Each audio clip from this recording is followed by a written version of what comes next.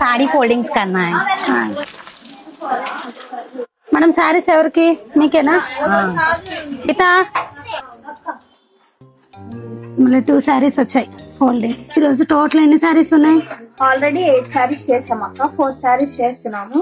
12 సారీస్ అయినాయి మళ్ళీ 2 సారీస్ వచ్చాయి అవునా సో మేడం ది మెజర్మెంట్స్ తీసుకో మీ 2 సారీస్ కూడా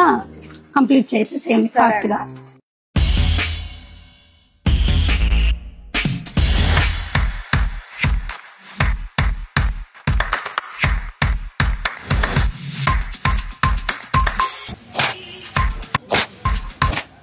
హాయ్ హలో ఎవ్రీవన్